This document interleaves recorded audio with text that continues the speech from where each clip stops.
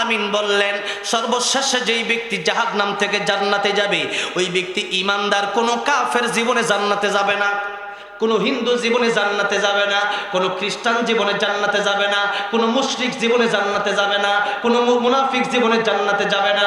এবার আসেন মুসলমানরাই জান্নাতে যাবে, কিন্তু নামাজ না পড়ার জন্য শাস্তি হবে, মিথ্যা কথা বলার জন্য শাস্তি হবে, গীবত করার জন্য শাস্তি হবে, পরের হক খাওয়ার জন্য শাস্তি হবে।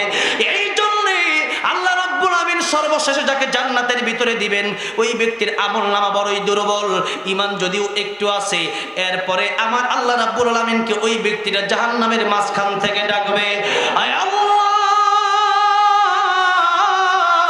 জাহান্নামের ভিতরে বড় কষ্ট হয়, আয় আল্লাহ তাআলা জাহান্নামের ভিতরে বড় কষ্ট হয়, আর থাকতে পারি না। আমার আল্লাহ রাব্বুল আমিন সেই বান্দাকে জাহান্নাম থেকে বের করে নিয়ে আসবেন।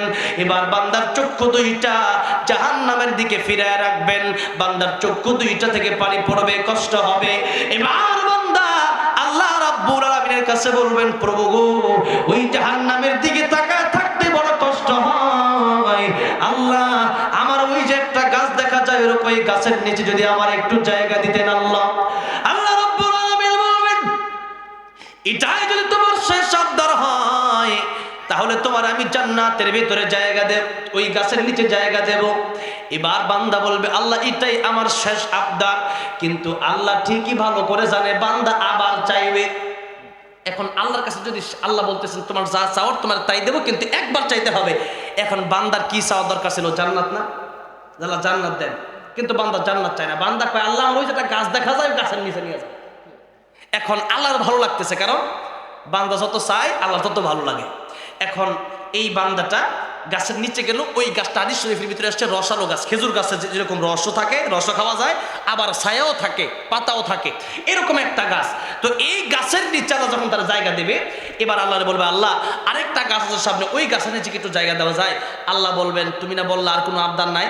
সে বলবে, আল্লাহ দুনিয়াতে কত ওয়াদা ভঙ্গ করছি, এবার আরেকটা ভঙ্গ করলাম, আল্লাহ ওই গাছের নিচে একটু জায়গা দেন, ওইটা আরো সুন্দর গাছ। জোরে বলেন সুবহানাল্লাহ। এবার আল্লাহ রাব্বুল আলামিন তারে আবার ওই গাছের নিচে নিয়ে যাবে।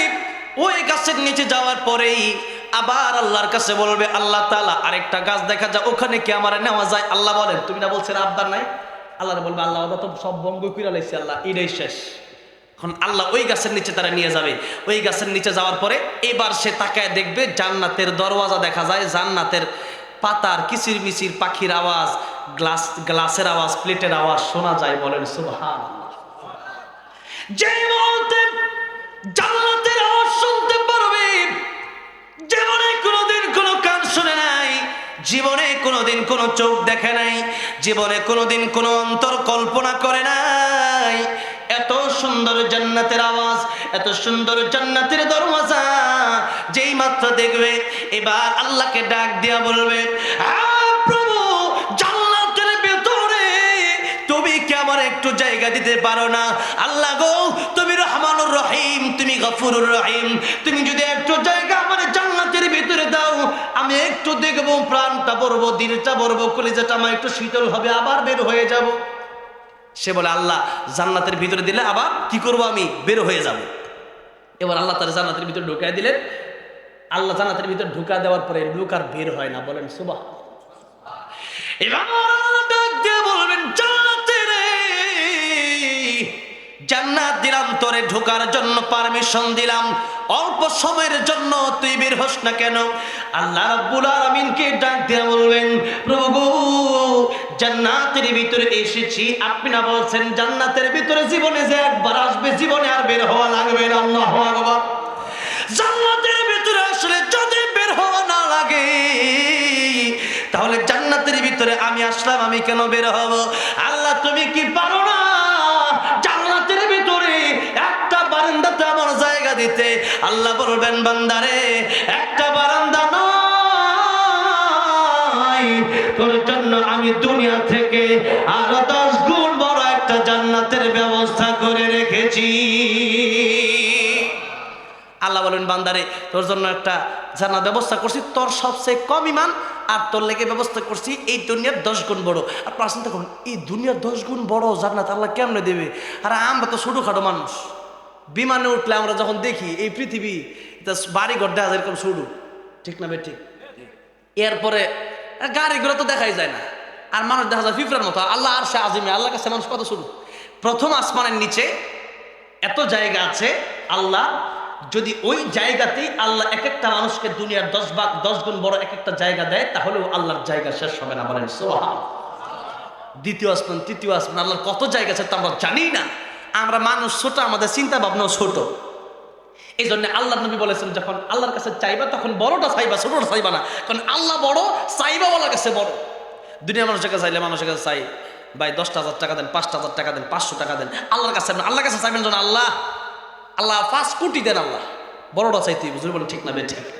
আল্লাহ নবী বলেন, ও দুনিয়ার উম্মতেরা, জান্নাত তোমরা যখন চাইবা, জান্নাত চাইলে তোমরা জান্নাতুল ফেরদাউস চাইবা, কারণ আমি নবীজি জান্নাতুল ফেরদাউসে থাকবো। নবীর সাথে জান্নাতে থাকতে হলে নবী আবার হাদিস শরীফের ভিতরে বলছেন, মান আহাব্বা সুন্নতি ফাকাদ আহাব্বানি ওয়া মান আহাব্বানি কানা মাই ফিল জান্নাহ। যে তোমরা আমার সুন্নতকে ভালোবাসো, আমার সুন্নতের অনুসরণ করো, আমার জীবনকে অনুসরণ করো, তাহলে আমি নবীকে ভালোবাসা, আমি নবীকে যারা ভালোবাসবে তারা আমি নবীর সাথে একসাথে জান্নাতে থাকবে। বলেন সুবহানাল্লাহ। নবীর সাথে জান্নাতে থাকতে রাজি আছি না নাই? রাজি আছি না নাই? রাহমাতুল লিল আলামিন নবী কোরআনে প্রমাণ, কে বুঝিবে আমার দয়ার নবীর শান, আশিক বিনে কে বুঝিবে আমার দয়ার নবীর শান। খারাপ লাগতেছে? খারাপ লাগতেছে? তাহলে একটু নবীর প্রেমে পাগলে গভীর রজনীতে নবীর সাথে জান্নাতে থাকার আশায় একটু আমার সাথে গজলটা গাওয়া যাবে না? যাবে? আরে ভাই, আজে বাজে গান গাইলে পরে মুখ নষ্ট হয়, ঠিক না ভাই? ঠিক বলেন। আর একটু সময় বেশি দিলে কষ্ট হবে, আর 20টা মিনিট সময় কষ্ট হবে। তাহলে একটু আমার সাথে বলেন না, আশিক বিনে কে বুঝিবে আমার দয়ার নবীর শান, উম্মত বিনে কে বুঝিবে। একটু জোরে সরে, রাহমাতুল লিল আলামিন নবী, রাহমাতুল লিল আলামিন নবী কোরআনে প্রমাণ, আশিক বিনে কে বুঝিবে আমার দয়ার নবীর শান, উম্মত বিনে কে বুঝিবে। নবী আমার মদিনা রে বলবো, আমার আল্লাহ ভালোবেসে নামতে দিলেন হাবিবে রাসূল। আল্লাহু আকবার। নবী আমার মদিনা রে বলবো, আমার আল্লাহ প্রেম করিয়া নামতে দিলেন মুহাম্মদ রাসূল। ওই নবীকে ভুল বুঝিলে, ওই নবীকে ভুল বুঝিলে থাকবে না ঈমান, আশিক বিনে কে বুঝিবে নবীর শান। বলেন না, উম্মত বিনে কে বুঝিবে। রাহমাতুল লিল আলামিন নবী, রাহমাতুল লিল আলামিন নবী কোরআনে প্রমাণ, আশিক বিনে কে বুঝিবে। বলেন বলেন, আশিক বিনে কে বুঝিবে নবীর শান, উম্মত বিনে কে বুঝিবে আমার দয়ার নবীর শান। কথা বলেন ঠিক না বেঠিক?